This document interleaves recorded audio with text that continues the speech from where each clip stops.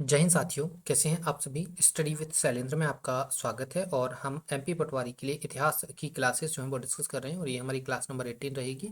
और इस वीडियो के अंदर हम जो है वो गुप्त वंश को लेकर अपना डिस्कशन करेंगे। राइट, आ जाइए ज़रा देखिए, अपनी नोटबुक के अंदर लिखेंगे आप गुप्त वंश, ठीक है, और अपना नोट्स बनाना स्टार्ट करेंगे। देखिए मेरे साथियों, हम जब गुप्त वंश की बात करेंगे तो गुप्त वंश में सबसे पहले हम जो है वो प्रमुख राजाओं के नाम जानेंगे इसके कि किन किन जो राजा हैं, कौन कौन से जो राजा हैं जो कि गुप्त वंश के अंदर आपके लिए इंपॉर्टेंट है, उनको हम बात करते हैं। देखिए सबसे पहले जो राजा हैं वो है श्रीगुप्त, ठीक है, जिनकी इनके बारे में ये जो है वो गुप्त वंश के प्रमुख राजा हैं।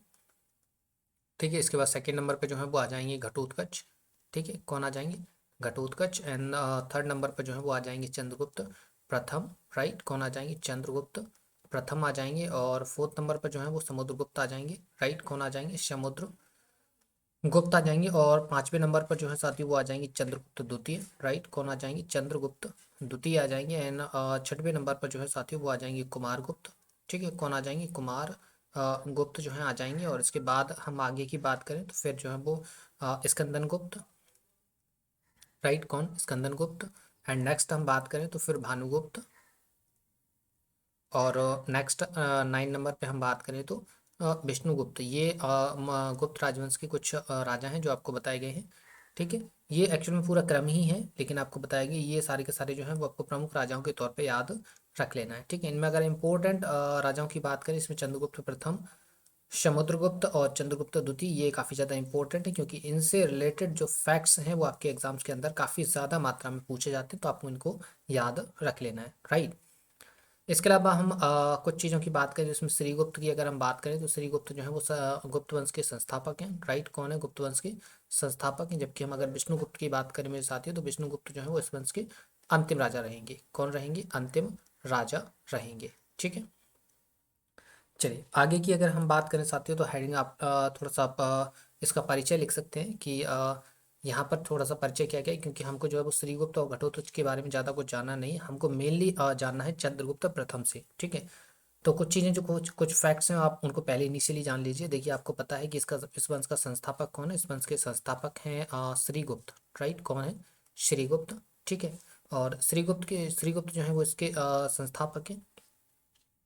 जो कि ये जो है श्रीगुप्त जो है वो सामंत होते हैं। कौन होते हैं, ये सामंत होते हैं, किसके, सामंत होते हैं कुषाणों के। राइट, तो आप याद रख सकते हैं, ये प्रश्न कई बार पूछा गया है कि गुप्त हैं वो किसके सामंत हुआ करते थे। जो गुप्त हैं साथियों वो कुषाणों के सामंत हुआ करते थे, लेकिन बाद में एक स्वतंत्र राज्य जो है वो स्थापित कर देते हैं। ठीक है, और गुप्त साम्राज्य को सबसे पहली बार रिप्रेजेंट किसने किया था, तो श्रीगुप्त जी ने इसको रिप्रेजेंट किया था।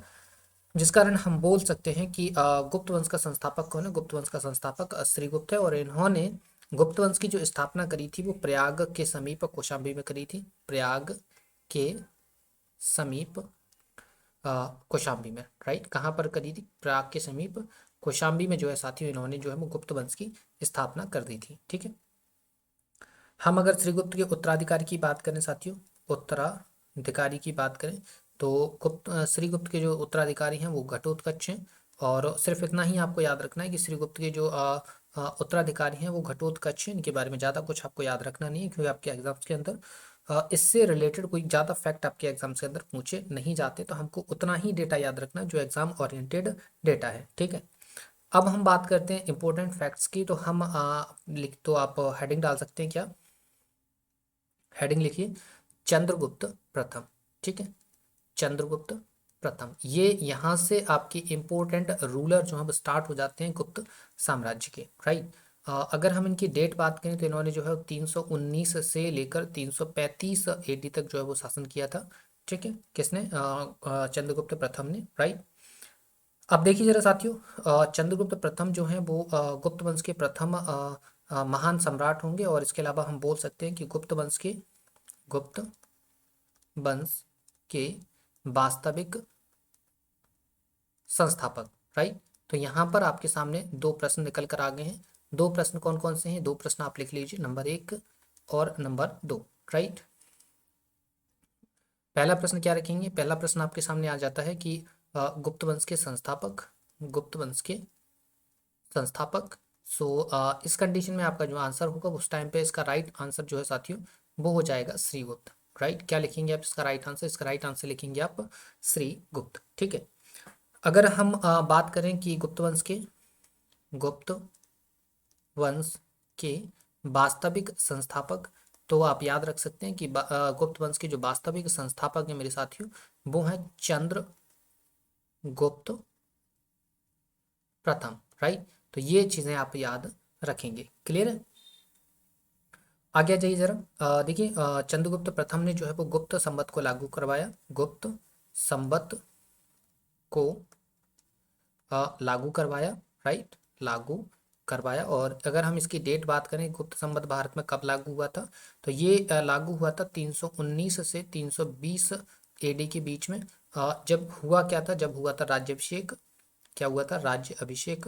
और ये राज्य अभिषेक किसका हुआ था मेरे साथियों? ये राज्य अभिषेक हुआ था चंद्रगुप्त प्रथम का। ठीक है, किसका राज्य अभिषेक हुआ था? ये चंद्रगुप्त प्रथम का जब राज्य अभिषेक हुआ था, तो इस राज्य अभिषेक के दौरान इन्होंने जो है वो गुप्त संवत की शुरुआत करवा दी थी। ठीक है। नेक्स्ट पॉइंट लिखिए, इन्होंने जो है वो चांदी के सिक्कों का प्रचलन करवाया था। चांदी के सिक्कों का प्रचलन जो है वो चंद्रगुप्त प्रथम के द्वारा करवाया गया था। और अगर हम इनकी उपाधि की बात करें मेरे साथियों, किसकी बात करें हम? अगर उपाधि की बात करें कि चंद्रगुप्त प्रथम की उपाधि क्या थी, तो इन्होंने जो है वो महाराजा धीराज जैसी उपाधि को धारण किया था। किसको धारण किया था? महाराजा धीराज जैसी उपाधि को इन्होंने जो है वो धारण किया हुआ था। राइट। अगर हम इन्होंने जो है साथियों लिच्छावी राजकुमारी से विवाह किया था, इसका नाम कुमार देवी था। तो लिख सकते हैं आप लिच्छावी राजकुमारी कुमार देवी से विवाह। ठीक है, इन्होंने क्या किया है? लिच्छावी राजकुमारी कुमार देवी से इन्होंने जो वो विवाह किया हुआ है। इसके अलावा अगर हम इनकी राजधानी की बात करें साथियों, किसकी बात करें? राजधानी की बात करें, तो राजधानी जो है वो क्या हो जाती है? पाटलिपुत्र इनकी जो है वो राजधानी हो जाती है। ठीक है, क्लियर है साथियों? आपको समझ में आ गया? इसके अलावा एक और पॉइंट्स यहाँ पे हम लिख चुके हैं। यहाँ पे हमने देखा है, हमने यहाँ पर क्या देखा कि इन्होंने जो है वो चांदी के सिक्कों का जो है वो प्रचलन किया था। तो इन चांदी के सिक्कों को साथियों कहा जाता था रुपयक। क्या कहा जाता था? इन चांदी के सिक्कों को जो है मेरे साथियों रुपयक कहा जाता है। ठीक है, तो ये आप याद रख सकते हैं। क्लियर है? चलिए, तो अब हम बात कर लेते हैं समुद्रगुप्त के बारे में, तो जो कि इस वंश के काफ़ी इंपॉर्टेंट राजाओं में से एक हैं। तो लिखिए समुद्रगुप्त। ठीक है, और अगर आप इनकी डेट लिखना चाहें तो डेट लिखिए 335 से 375 एडी। राइट, कितनी? 335 से 375 एडी तक जो है वो समुद्रगुप्त जो है वो शासन करते हैं। ठीक है, समुद्रगुप्त के बारे में कहा जाता है इनको, समुद्रगुप्त को जो है वो भारत का नेपोलियन कहा जाता है। क्या कहा जाता है? भारत का नेपोलियन। राइट। और इनको जब भारत का नेपोलियन कहा किसने था? इनको कहा था विंसेंट स्मिथ ने। ठीक है, तो आप याद रख पाएंगे, ये प्रश्न कई बार पूछा गया है कि किसने जो है वो समुद्रगुप्त को जो है वो भारत का नेपोलियन कहा था? तो विंसेंट स्मिथ ने जो है वो इनको भारत का नेपोलियन कहा था। ठीक है। इसके अलावा हम आगे की बात करें तो इनकी अगर हम उपाधियों की बात करें साथियों, किसकी उपाधियों की बात करें हम? अगर समुद्रगुप्त की उपाधियों की बात करें तो इन्होंने जो है वो परम भागवत, परम भागवत, अ, अश्वमेघ कर्ता, अश्वमेघ कर्ता, और विक्रमंक। राइट, विक्रमंक जैसी उपाधियों को जो है वो धारण किया था। इसके अलावा इनको जो है वो कविराज भी बोला गया है। क्या बोला गया है? कविराज बोला गया है। तो ये भी आप याद रख सकते हैं। ठीक है, अब यहाँ पे देखो, दो पॉइंट्स आपको याद रखना है। दो पॉइंट्स कौन कौन से होंगे कि इन्होंने जो है वो परम भागवत की उपाधि धारण करी थी। कौन सी? परम भागवत की जो उपाधि धारण करी थी। इसके पीछे लॉजिक ये बताया जाता है कि ये जो है वो हिंदू धर्म को प्रमोट कर रहे थे। ये जो है वो भागवत धर्म को प्रमोट कर रहे थे। ठीक है, इसके अलावा एक पॉइंट आप याद रखेंगे कि परम भागवत की उपाधि धारण करने वाले प्रथम गुप्त शासक। राइट, कौन है ये? प्रथम परम भागवत की उपाधि धारण करने वाले प्रथम गुप्त शासक है। इसके अलावा कविराज के बारे में अगर बात करें तो कविराज की उपाधि इसलिए इनको दी गई है क्योंकि इनको जो है इनको जो है इनके सिक्कों पर, इनके सिक्कों पर इनको वीणा वादन, वीणा वादन करते हुए दिखाया गया है। ठीक है, तो इस आधार पर हम बोल सकते हैं कि इनको जो है वो कविराज की उपाधि दी गई है। ठीक है, क्लियर। इसके अलावा परम भागवत से आपको समझ में आ गया होगा, हमने क्या बताया कि यहाँ पर जो है वो भागवत धर्म को प्रमोट किया गया था। भागवत धर्म का संबंध किसके साथ होता है? भगवान विष्णु के साथ हो जाता है। तो यहाँ पर लिख सकते हैं परम भागवत से आपको समझ में आया। परम भागवत से क्या समझ में आया कि ये जो है वो भागवत धर्म को प्रमोट कर रहे थे। भागवत धर्म किस भगवान को जो है वो रिप्रेजेंट करते हैं? तो भागवत धर्म जो है वो भगवान विष्णु को जो है वो रिप्रेजेंट करता है। तो आप यहाँ लिख सकते हैं विष्णु के उपासक, विष्णु के उपासक। राइट, क्लियर, ये चीज़ आपको समझ में आ गई है। राइट, इसके अलावा अगर हम दरबारी कवि की बात करें, दरबारी कवि इनके जो है काफ़ी बार पूछे जाते हैं, तो वो अभी आप जो है वो याद रख सकते हैं। ठीक है, कवि की हम बात करते हैं मेरे साथियों, तो कवि जो है वो इनके हरिसेन है। कौन है? हरिसेन जो है वो कौन है? इनके राज दरबारी कवि हैं, और इन्होंने जो है वो प्रयाग प्रशस्ति की रचना की है। प्रयाग प्रशस्ति की रचना। राइट, इन्होंने क्या करवाया है? इन्होंने जो है वो प्रयाग प्रशस्ति की रचना करी है। ठीक है, क्लियर। इसके अलावा इन्होंने जो है वो साथियों इन्होंने एक अभिलेख भी लिखवाया था। ठीक है, जो अभिलेख एरन अभिलेख भी है। एरन अभिलेख हालांकि भानुगुप्त का है, जो कि आपके एग्जाम्स के अंदर पूछा जाता है। तो आप भानुगुप्त का एरन अभिलेख याद रखेंगे, ना कि समुद्रगुप्त वाला एरन अभिलेख। ठीक है, दोनों की कनेक्शंस अलग अलग है, इस वजह से आपका जो है वो भानुगुप्त वाला एरन अभिलेख पूछा जाता है, तो हम उसी को जो है वो डिस्कस करेंगे। ठीक है, क्लियर। हाँ, एक चीज़ आप यहाँ पर नोट डाल के लिख सकते हैं। नोट में आप क्या लिखेंगे कि गुप्त साम्राज्य के अंदर, गुप्त साम्राज्य के अंदर बाल विवाह की प्रथा प्रचलित थी। क्या थी मेरे साथियों? बाल विवाह की जो प्रथा जो है वो गुप्त साम्राज्य के अंदर प्रचलित थी। तो ये बाल विवाह का जो कॉन्सेप्ट है वो आपको कहाँ पर देखने के लिए मिल जाता है? वो आपको गुप्त काल के दौरान जो है वो देखने के लिए मिल जाता है। ठीक है, क्लियर। तो अब हम आगे की तरफ बात करते हैं, और हम जो है अगले राजा पर आ जाते हैं। अगले राजा का नाम नोट करेंगे, चंद्रगुप्त द्वितीय। ठीक है, चंद्रगुप्त द्वितीय। ठीक है, अगर हम इनके टाइम ड्यूरेशन की बात करें, तो टाइम ड्यूरेशन इनका 380 से 412 एडी के बीच में इनका टाइम ड्यूरेशन जो है वो माना जाता है। ठीक है, आगे हम अगर बात करें साथियों, तो इनकी उपाधि काफ़ी ज़्यादा इम्पोर्टेंट है, क्योंकि इनकी उपाधि जो है वो क्या है? विक्रमादित्य। और विक्रमादित्य जो है वो सबसे शक्तिशाली राजाओं को रिप्रेजेंट करने वाली उपाधि हुआ करती थी। और ये चंद्रगुप्त द्वितीय जो है वो विक्रमादित्य की उपाधि धारण करने वाले उस टाइम के सबसे पॉपुलर राजाओं में से एक थे। ठीक है, क्लियर है। चलिए, तो आगे हम बात करें मेरे साथियों, आगे लिखिए नेक्स्ट पॉइंट, शकों पर विजय प्राप्त की। ठीक है, इसके अलावा नेक्स्ट पॉइंट लिखेंगे, इन्होंने भी चांदी के सिक्के चलवाए। चंद्रगुप्त प्रथम ने भी चांदी के सिक्के चलवाए हैं, जिसे रुपया कहा गया है। और यहाँ भी चांदी के सिक्के जो हैं वो चलवाए गए हैं। ठीक ठीक है, तो लिख सकते हैं चांदी के सिक्के चलवाए। राइट, ये आप पॉइंट जो है वो याद रख पाएंगे। ठीक है, चलिए नेक्स्ट हम बात करते हैं चीनी। इनके टाइम पे एक यात्री आया था, चीनी यात्री, तो उसको भी आप याद रखेंगे। चीनी यात्री कौन सा आया था? उसका नाम था फाइयान। ठीक है, क्या नाम था? फाइयान जो है वो इसका नाम था। राइट, इसके अलावा एक पॉइंट जो है वो ये भी याद रखेंगे कि चंद्रगुप्त चंद्रगुप्त द्वितीय के काल को गुप्त काल का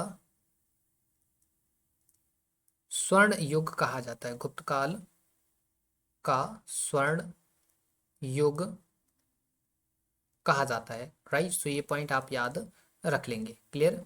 इसके अलावा अब हम आ जाते हैं कुछ चंद्रगुप्त द्वितीय से संबंधित एक और इम्पोर्टेंट पॉइंट है, वो है आपका नवरत्न। ठीक है, ये जो नवरत्न है वो काफ़ी ज़्यादा फेमस है इसके लिए। ठीक है, तो हम सभी के पहले नाम लिख लेते हैं। सबसे पहले 1 2 3 4 5 6 7 8 और 9, ये 9 नवरत्नों की हम यहाँ पर बात करने वाले हैं। राइट, तो लिखना स्टार्ट करिए। सबसे पहले नवरत्न लिखेंगे आप कालिदास। ठीक है, फिर दूसरे नवरत्न लिखिए छपड़क, छपड़क, राइट। और तीसरे लिखिए आप शंकु, ठीक है। शंकु के बाद आप लिखेंगे घट करपर, घट करपर, राइट। और इसके बाद नेक्स्ट लिखेंगे बर रुचि, ठीक है। बर रुचि के बाद लिखेंगे आप धनवंतरी, धनवंतरी, राइट। और इसके बाद नेक्स्ट अगर हम बात करें तो अमर सिंह का नाम आ जाता है, अमर सिंह। और नेक्स्ट नंबर 8 की हम बात करें मेरे साथियों तो फिर आ जाता है बेताल भट्ट। कौन आ जाते हैं? बेताल भट्ट का नाम यहाँ पर जो है वो आ जाता है। और नेक्स्ट हम बात करें तो वो आ जाते हैं आपके बराह मेहर, राइट। कौन आ जाते हैं? बराह मेहर, ठीक है, क्लियर। तो ये हमारी कुछ गुप्तकालीन जो है वो गुप्त काल के अंदर आपको जो है वो चंद्रगुप्त द्वितीय के राज दरबार में मिल जाएंगे। ये नवरत्न के नाम से फेमस है। और ये नौ रत्न जो है वो आपको याद रख लेना है, क्लियर। इनकी कुछ रचनाएं हैं वो आप याद रखेंगे, राइट। जैसे कालिदास जी हैं, कालिदास की रचनाएं इतिहास के अंदर काफ़ी ज़्यादा फेमस है, पॉपुलर है। तो देखिए कालिदास की रचना में हम बात करें, एक रचना की तो हम ऑलरेडी बात कर ही चुके हैं जिसका नाम क्या है? माल विकाग्नि मित्रम, राइट। माल विकाग्नि मित्रम।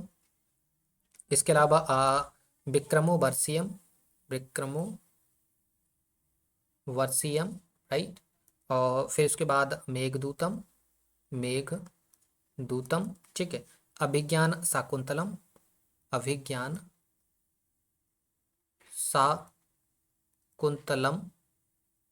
राइट। अभिज्ञान शाकुंतलम हो गया।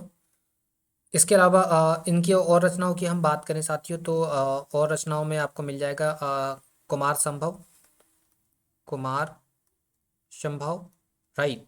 और इसके अलावा नेक्स्ट हम बात करें तो ऋतु ऋतु संहार हो गई, ऋतु संहार, ठीक है। और नेक्स्ट होगी आपकी रघुवंशम, ठीक है, रघुवंशम, ठीक है। तो ये हमारी जो है वो कुछ कालिदास जी की जो है वो रचना कृतियाँ हैं जिनको आप याद रखेंगे, जो कि आपके अक्सर एग्जाम्स के अंदर पूछी जाती हैं। तो ये आपके लिए इम्पोर्टेंट हो जाती है, ठीक है, क्लियर है मेरे साथियों। इसके अलावा हम अगर ठीक है, तो ये आप कालिदास जी के बारे में आप याद रख लेंगे, क्लियर है। और बाकी हम जो है वो आगे अलग से गुप्तकालीन साहित्य की बात करेंगे तो वहाँ भी हम अलग से चीज़ें आपको डिस्कस कर देंगे, ठीक है, क्लियर। तो यहाँ पर ये चीज़ आपको समझ में आ गई होगी, राइट। इसके अलावा हम बात करें साथियों तो एक राजा हैं जिनका नाम है कुमारगुप्त। तो नेक्स्ट जो राजा रहेंगे उनका नाम आप नोट करेंगे, लिखिए जरा, कुमार गुप्त, ठीक है। कौन से राजा रहेंगे? कुमार गुप्त रहेंगे। अगर हम इनकी टाइम ड्यूरेशन की बात करें तो टाइम इनका है 412 से 455 एडी के बीच जो है इनका टाइम ड्यूरेशन रहता है। ये जो फेमस है वो नालंदा विश्वविद्यालय की वजह से फेमस है। तो आप लिख सकते हैं नालंदा विश्वविद्यालय की स्थापना करवाई, नालंदा विश्वविद्यालय की स्थापना करवाई, राइट। तो इन्होंने क्या करवाया है साथियों? इन्होंने नालंदा विश्वविद्यालय की स्थापना करवाई है, जिस कारण ये फेमस है।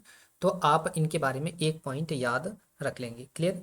हम नेक्स्ट बात कर लेते हैं। हम नेक्स्ट राजा की बात करें तो नेक्स्ट राजा लिखिए स्कंदन गुप्त, स्कंदन गुप्त, राइट।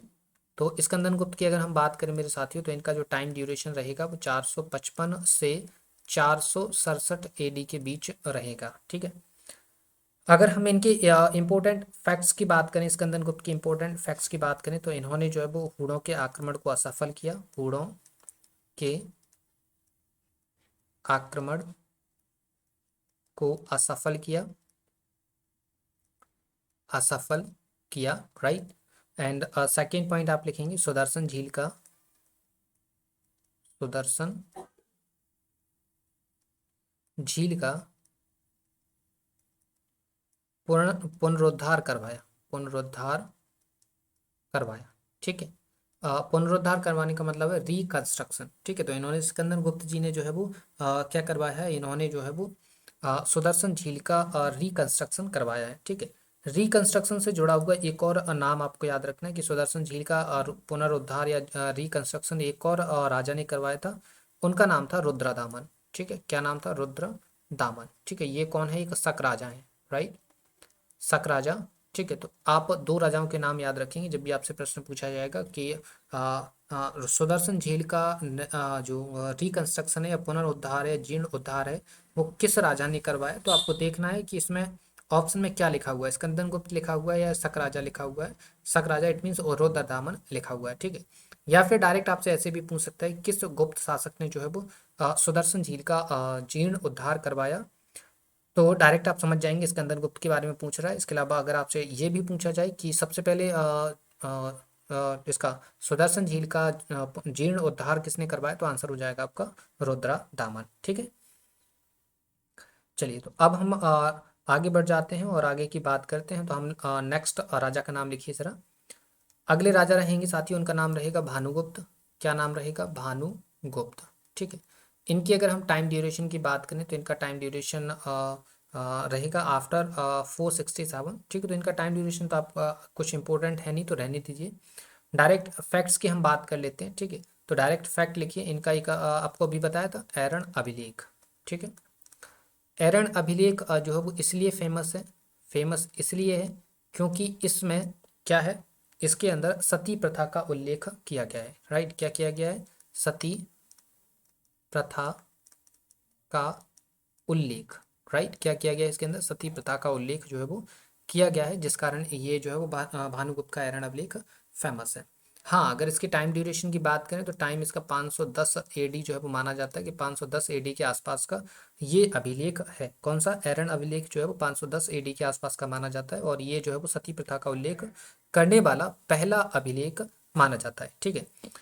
हम अगर अंतिम राजा की बात करें, इसके बारे में हम ऑलरेडी बात कर चुके हैं। अंतिम शासक, आपसे प्रश्न कई बार पूछा जाता है कि गुप्त वंश का अंतिम शासक कौन है, तो गुप्त वंश का अंतिम शासक जो है वो विष्णुगुप्त है, ठीक है। कौन है? विष्णुगुप्त है, ठीक है। क्लियर? तो ये पॉइंट्स आप याद रख पाएंगे। ये सारी चीज़ें हमने गुप्त वंश के बारे में डिस्कस कर ली। तो ये हमारा बेसिक कॉन्सेप्ट था। इसके बाद हम नेक्स्ट वीडियो के अंदर जो है वो इसकी शासन व्यवस्था के बारे में बात करेंगे। इसके बारे में बात करेंगे, शासन व्यवस्था के बारे में बात करेंगे। इट मीन्स हम एडमिनिस्ट्रेटिव स्ट्रक्चर के बारे में यहाँ पर डिस्कस करेंगे, वो भी नेक्स्ट वीडियो के अंदर, ठीक है। क्लियर? तो ये आपको समझ में आ गया होगा। तो हमने जो है वो लगभग सभी राजाओं के बारे में, जिनके बारे में ज़्यादा से ज़्यादा फैक्ट पूछे जाते हैं, वो हमने सारे जो राजा हैं उनको डिस्कस कर लिया यहाँ पर। क्लियर? और आपसे हमें उम्मीद है कि आपको वीडियो पसंद आया होगा। वीडियो पसंद आए तो वीडियो को लाइक ज़रूर कर दीजिए, वीडियो को शेयर कर दीजिएगा, चैनल को सब्सक्राइब जरूर कर लेना है, ठीक है। तो जिससे आपको कंटिन्यूसली इस टाइप की वीडियोज़ जो है वो मिलते रहेंगे और आप एक प्रॉपर नोट्स बना पाएंगे, ठीक है। क्लियर? तो मिलते हैं आपसे नेक्स्ट वीडियो में, तब तक के लिए धन्यवाद।